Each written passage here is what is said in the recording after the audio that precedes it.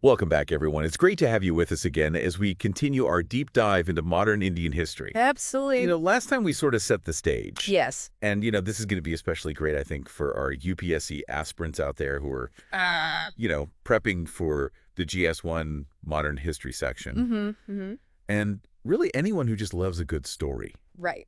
And today we're going to be focusing on a really fascinating aspect of India's fight for independence. Yes. The power of the press. Absolutely. It wasn't all about, battles and protests. Right. Words were weapons, too. Yeah, it's like we're uncovering this secret history. Yes. Unfolding right in front of our eyes. Like our sources today really paint this vivid picture of how the press became this incredible battleground for nationalist ideals challenging the mighty British Raj. Right.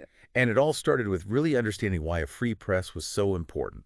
Absolutely. For early nationalists, a free press wasn't some kind of abstract ideal. Right. It was essential. Right. It was absolutely essential. I mean, imagine living under a government that controlled everything you read. That's crazy. That's what they were up against. Right. A free press was really the key to spreading those nationalist ideas, mobilizing the masses, and ultimately dismantling colonial rule. It's incredible how they managed to build this platform, for resistance. Yes. And they were fearless. I mean, take James Augustus Hickey, for example. Oh, yeah. Back in 1780, he founded the Bengal Gazette, India's very first newspaper. First newspaper. Can you believe the British shut it down just 2 years later? I know. Well, Really? he was fearless. Wow. I mean, he really didn't shy away from controversy. Okay. His paper was known for really fearlessly exposing, corruption and misconduct within the British administration. And there was this one particularly scathing article that even targeted the Governor General himself. No way. Warren Hastings. Oh, my gosh. You can imagine how that went down. Yeah, I bet. Not well. So talk about courage. Absolutely. It's amazing that even though the Bengal Gazette was so short-lived, it really paved the way. It did. For a free and independent press in India. Right. It's like it was that spark that ignited a fire. Yes, exactly. And that fire continued to burn with the rise of these iconic publications like the Hindu, Amrita, Bazar, Patrika, and Bengali. These newspapers, all founded around the same period, became powerful champions for those nationalist ideals. Right. And I think their emergence, during this time of intense political and social upheaval really speaks volumes, about the spirit of the era. It's like this wave of change sweeping through India. Yeah. And these newspapers were riding that wave. Exactly. Urging people to stand up for their rights. Yes. But of course, the British weren't going to just sit back and watch this happen, right? Not at all. They hit back with a series of repressive acts. Yes, did. Designed to stifle the press.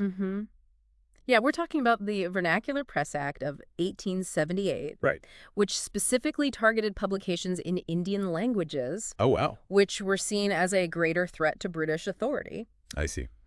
Then came the Indian Press Act of 1910. Okay. Which further restricted press freedom. Right. And allowed for pre-publication censorship. Oh, wow. And then, who could forget the infamous Rowlatt Act of 1919, which basically gave the government these sweeping powers to arrest and detain anyone they deemed suspicious, including journalists. It's chilling to think about how these acts tried to silence dissent and control the narrative. Yes. But what I find truly inspiring is that the Indian people refused to be silenced. Absolutely. They fought back with protests, strikes, boycotts. It's incredible. It really is. The spirit of resistance was powerful. Yeah.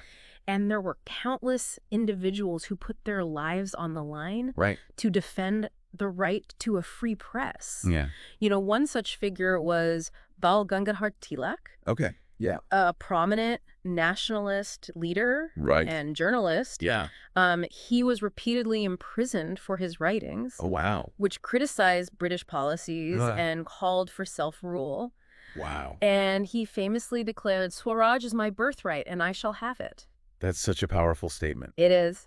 And, Tilak's story really brings to life the sacrifices that were made in this battle for press freedom. Yes. It wasn't just about words on a page. Right. It was about real people taking a stand and facing real consequences. Absolutely. And it wasn't just individuals like Tilak who took a stand. Right. You know, publications themselves became symbols of resistance.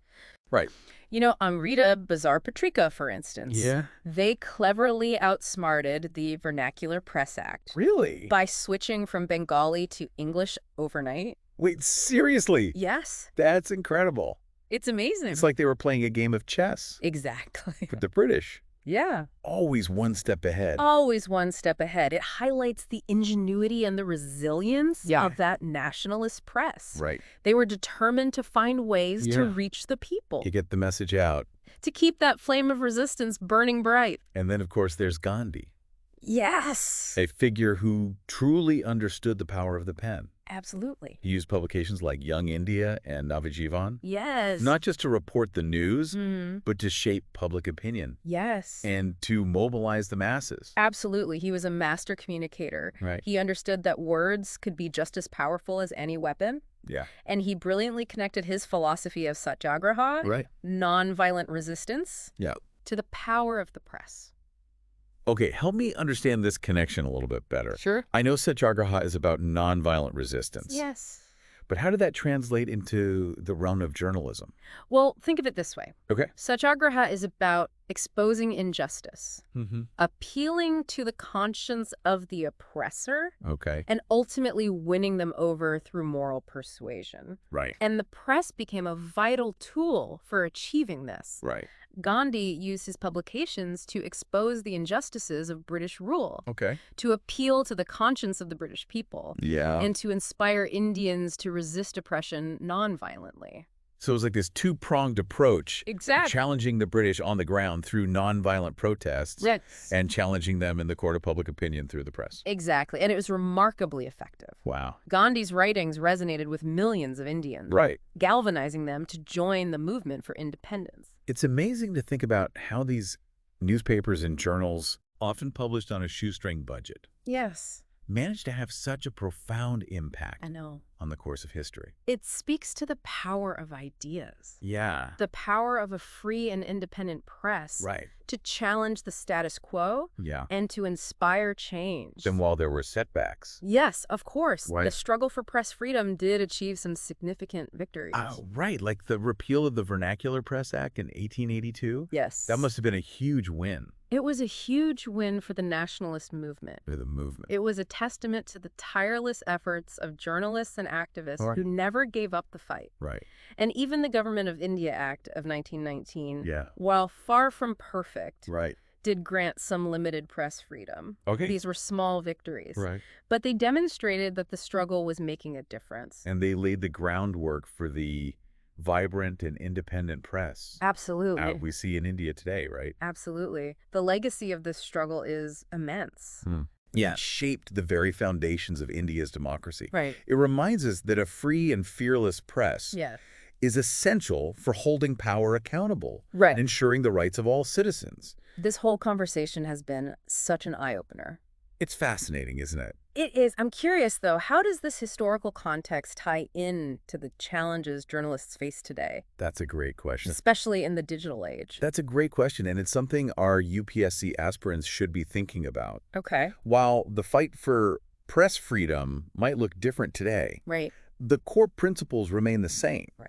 You know, we still see attempts to control the narrative, to silence dissent, and to undermine the credibility of independent journalism. It's like this constant push and pull between those who seek to control information and those who fight to keep it free and accessible to all. Precisely. And in today's digital landscape where information spreads like wildfire. Yeah, it's crazy. It's more important than ever to be media literate. Right. To be able to discern fact from fiction. Yeah. And to support credible sources of information. So for our listeners who are prepping,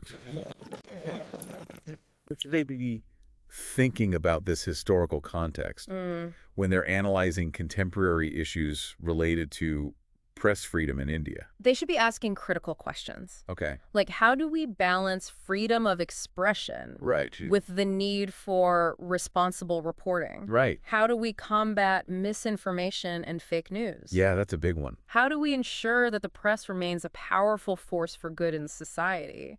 These are tough questions. They are. But they're so important to grapple with. They are. It's absolutely essential. Especially in today's world, yes. where the lines between truth and falsehood can be so blurry. Exactly. It's a complex landscape. Yeah. But by understanding the historical struggles and the sacrifices that were made to secure a free press, we can be better equipped to navigate these challenges. Right. And to advocate for a media landscape that serves the public good. It's almost like this historical knowledge gives us a roadmap. It does. Helping us understand where we've come from and where we need to go in this ongoing battle for truth and transparency. Absolutely. It does. It's a reminder that the fight for press freedom, for the right to access and disseminate information, it's a continuous process. Right. It's not something that was won in the past. Right. And can just be taken for granted. So true. It's like a torch that's passed down from generation to generation. And it's our responsibility to keep that flame burning bright. And that brings us to a crucial point, I think, for our UPSC aspirants. Understanding this historical context, the struggles, the victories, and even the setbacks is key to analyzing contemporary issues related to press freedom in India. You mean it's not enough to just know the dates and the names of key acts? Not at all. We need to understand the deeper implications. Exactly. The so what behind it all. The so what, precisely. Okay. When you're analyzing a modern day case of censorship or media bias, you need to be able to connect it to this historical narrative. Ask yourself, how does this case reflect the ongoing struggle for press freedom? What are the potential consequences for democracy if these trends continue? Wow, that's really insightful. It's like this historical lens allows us to see these modern-day issues with so much more clarity and depth. Precisely. And for those of you who are not preparing for the UPSC, but are simply intrigued by this slice of Indian history, there's a powerful lesson here, too. You know, the fight for a free press isn't just about journalists. It's about all of us. It is. It's about our right to access information, to form our own opinions, and to participate in a democracy where truth prevails. It's almost like this shared responsibility. It is. We all have a role to play in safeguarding these freedoms, whether it's supporting independent journalism, challenging misinformation, or simply engaging in respectful dialogue with those who hold different views. Absolutely. This has been such a fascinating deep dive. It has. We've gone from India's very first newspaper. I know, it's amazing. To the challenges of the digital age, all while uncovering these incredible stories of courage and resilience. Absolutely. What's the one thing you hope our listeners take away from this conversation? I want them to remember that the fight for a free and independent press is never truly over.